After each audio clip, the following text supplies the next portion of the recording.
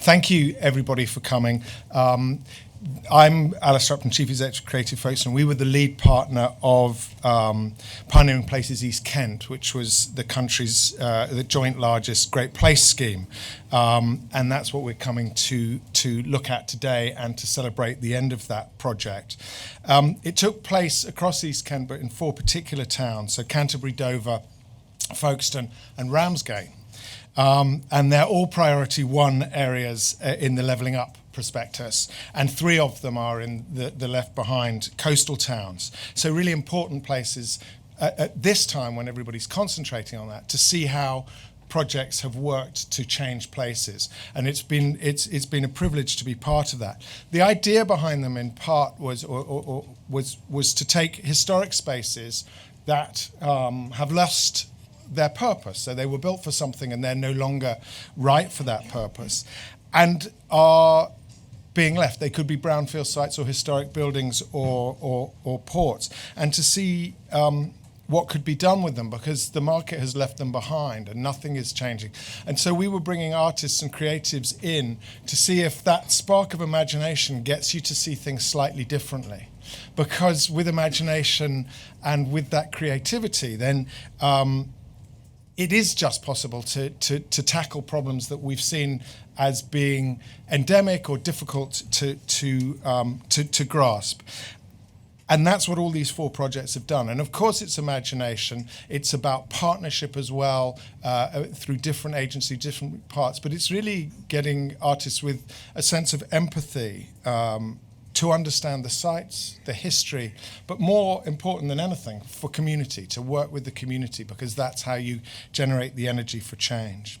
In Canterbury, we've got the Marlow Kit, a project run by the Marlow Theatre, a 12th century building that was, at the time of the start of this project, a very low footfall museum. It's now a buzzing and exciting place for young people to go. And we've got young people in who actually are going to be the best ambassadors for this project of anybody. And they've been using that space. And that space is now central to Canterbury's Levelling Up bid. So that project has delivered that outcome.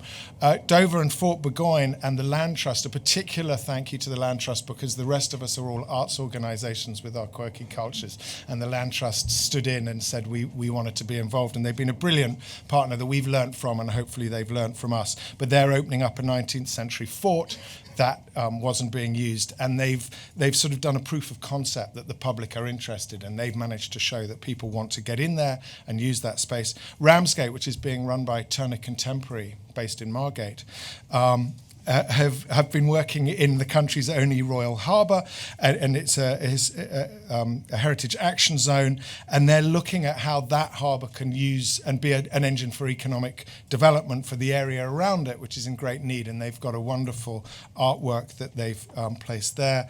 But actually that project was all about, again, working with young people, which is what makes that one stand out as particular.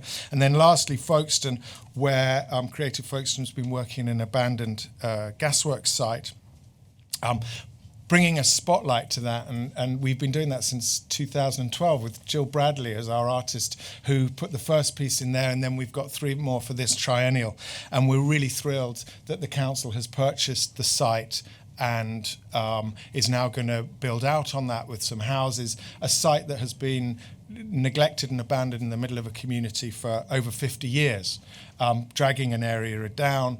That's now going to be changed, and we as an arts organisation have been named as one of the development partners that developers have to work with. So we'll continue to have the imagination of artists working to transform a town.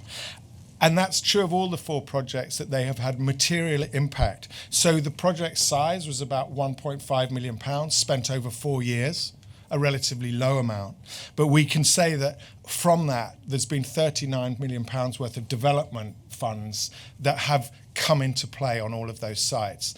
And I think that that's a really interesting way to see how a little spark, a little imagination, thinking differently, bringing people in, including the community, can really make change. So I'm thrilled with this project, and thank everybody who's been involved in making it happen.